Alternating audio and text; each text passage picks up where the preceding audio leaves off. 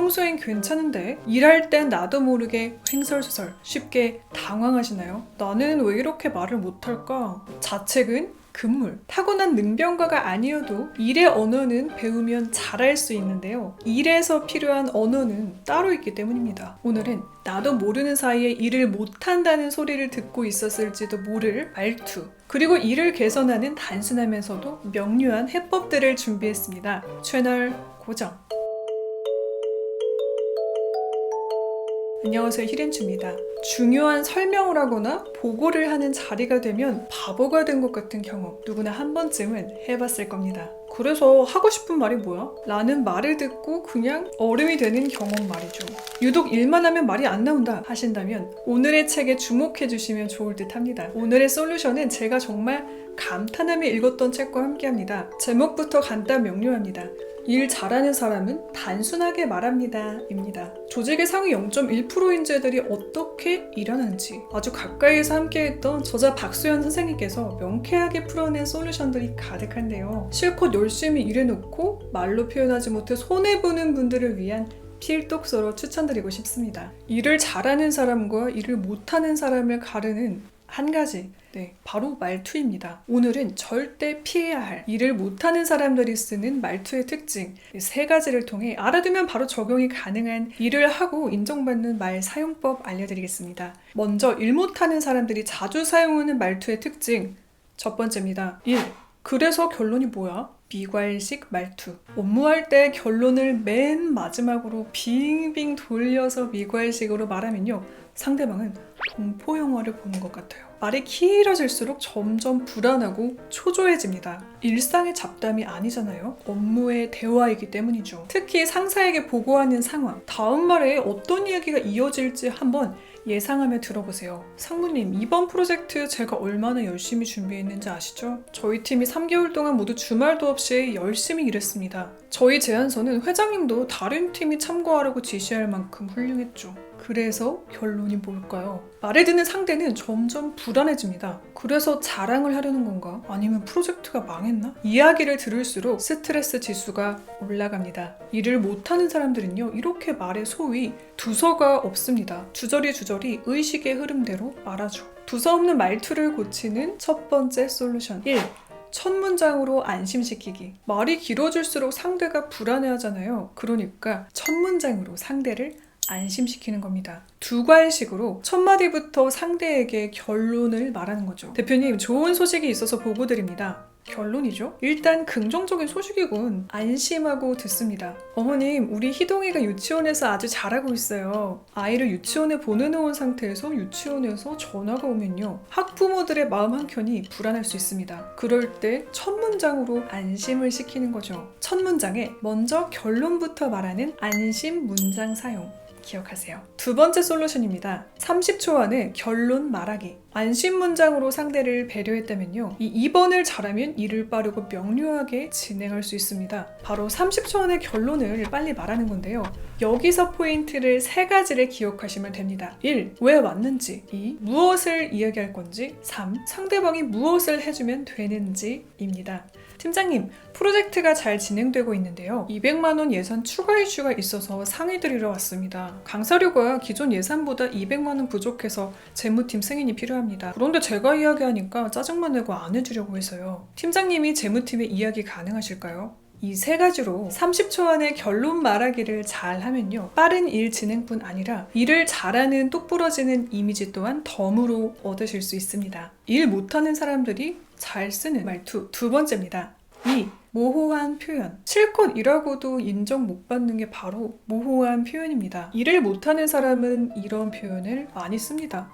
상당히 많이. 이번 프로젝트에서 소비자들로부터 많은 호응을 받았습니다. 많은 호응이란 어떤 걸까요? 그러니까 일을 잘하고 싶다면 이런 추상적인 단어는 금물이겠죠? 대신 뭘 쓰냐고요? 바로 숫자입니다. 일할 때 이 숫자를 잘 활용하시면요, 특히 인정을 받아야 되는 상황에 유용합니다. 사실 저도 문과라 숫자에 약한 편인데요. 그래서 숫자를 어떻게 하면 잘 쓸 수 있는지 일 잘하는 사람처럼 구체적으로 알려드립니다. 1. 부사, 형용사 대신 숫자로 말하기. 곧. 상당히, 많이와 같은 추상적인 단어는 일의 언어가 아닙니다. 많이 대신 15%, 한동안 대신 3개월, 최선을 다해서 대신 1억 원을 투입하여로 이야기를 하는 거죠. 이거는 자기소개서처럼 나를 어필해야 될 때도 활용하시면 좋습니다. 내가 잘했던 점을 어필해야 되는데 숫자가 들어가면 뜬구름 잡는 자기 자랑에서 내가 이룬 성과가 되니까요. 숫자를 잘 쓰는 법. 두 번째입니다.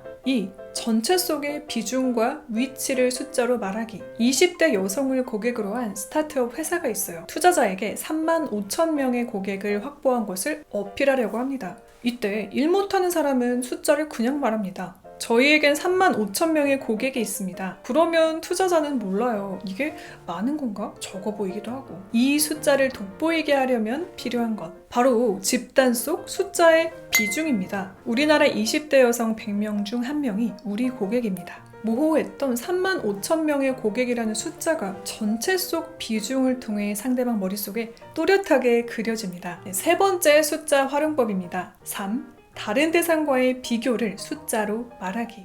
특히 성과를 표현해야 하는데 숫자를 잘 활용하면 인정도 받고 생색을 내실 수 있습니다. 자랑이 아닌 팩트, 사실에 기반해 성과를 인정받는 거죠. 바로 다른 대상과 숫자로 비교하는 방법인데요. 경쟁업체의 실적이나 동종업계의 평균 등에 숫자를 넣어서 말하는 거죠. 비교 대상이 나여도 됩니다. 기존의 매출이나 성과를 넘어선 경우, 과거의 우리도 좋은 비교 대상이 되는 거죠. 이번에 30% 매출 성장을 했습니다. 동종업계 평균보다 3배나 높은 성장률입니다. 데이터 처리 속도를 지난달 건당 100초에서 30% 개선하여 70초로 단축하였습니다. 평소엔 숫자랑 안 친했더라도요.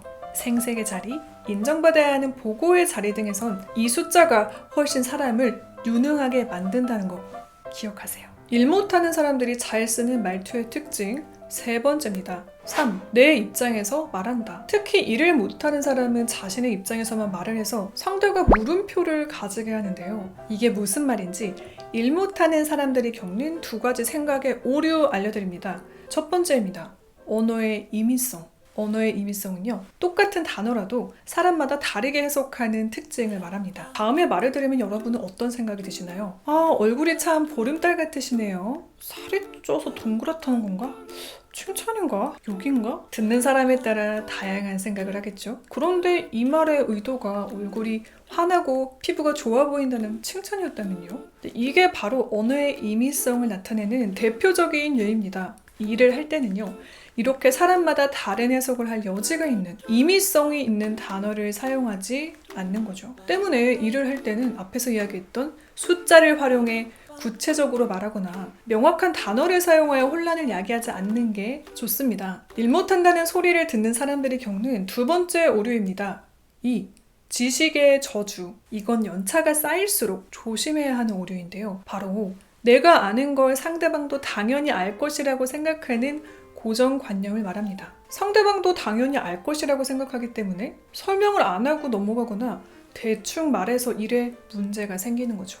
상사가 경험이 부족한 직원과 커뮤니케이션 할 때 이런 케이스가 많습니다. 최 대리, VIP 대기실에 간단한 먹을거리 좀 사다 놓으실래요? 넵! 근데 간단한 먹을거리가 뭐지? 검색해보자. 간단한 먹을거리, 김밥, 초밥, 샌드위치, 오케이. 이게 간단한 건가요? 상사는 지식의 저주에 걸려 있습니다. 컨퍼런스 주최를 처음 해본 신입 직원이 대기실에서 머무르는 시간이 짧다는 걸 알 리가 없기 때문이죠. 일 못하는 게 꼭 신입만 있는 건 아닙니다. 일을 할 때는 이런 지식의 저주와 언어의 임의성 때문에 같은 단어를 가지고 다른 해석을 하는 오류를 조심해야 합니다. 이렇게 자기 중심적으로 말하는 사람들을 위한 솔루션 갑니다. 짜잔! 이곳입니다. 디즈니랜드는 이 방식으로 다수의 단기 근로자로 세계 최고 수준의 서비스를 유지하고 있다고 합니다. 최대한 구체적으로 업무 전달을 할 것. 디즈니처럼 하는 겁니다. 디즈니는 총 3가지 스텝으로 지시를 합니다.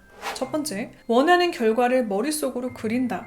두 번째, 거기에 필요한 행동과 순서를 분석한다. 세 번째, 구체적으로 매뉴얼화 시킨다. 필요한 행동과 순서를 분석하고 매뉴얼화 시키기. 디즈니식으로 세면대를 걸레로 닦는다를 표현하면 이렇게 됩니다. 걸레를 물이 흐르지 않을 정도로 짜서 반쪽 면으로 세면대 안쪽을 구석구석 닦는다. 필요한 행동과 순서가 나와 있죠. 여기서 포인트는 누가 하더라도 같은 결과를 얻을 수 있게 구체적으로 말하자 였습니다. 자, 오늘은 박소연 선생님의 책 일 잘하는 사람은 단순하게 말합니다와 함께 일 못하는 사람들의 말투 특징과 개선법을 알아보았습니다. 요약하면요. 1. 미괄식 말투는 안심 첫 문장을 사용한 두괄식으로 바꾸기. 2. 모호한 표현 대신 숫자를 활용해 구체적으로 말하기. 3. 나의 입장에서 말하는 대신 상대의 입장에서 명확히 말해주기 였습니다. 네, 이 밖에도 일을 잘하기 위해서 필요한 구체적인 화법의 개선 사항들, 그리고 말투를 명쾌하고 똑부러지게 개선하고 싶은 여러분을 위한 꿀팁들이 가득하니까요. 일 잘하는 사람은 이렇게 말합니다. 꼭 읽어보시면 좋을 듯 합니다. 사실 말하기 관련 책이 시중에 다양하게 나와 있지만요. 이 책은 회사에서 벌어지는 고민들이 리얼하고 또 어렵지 않게 구체적인 예시들과 함께 담겨 있어서 좋았습니다. 주변에 회사를 다니고 있거나 사회 초년생 동생이 있다면 선물하고 싶을 만큼요. 자, 저는 여기서 인사드리겠습니다. 오늘도 채널 고정해주신 여러분들, 내일도 최고길만 걸으세요. 안녕. 뿅.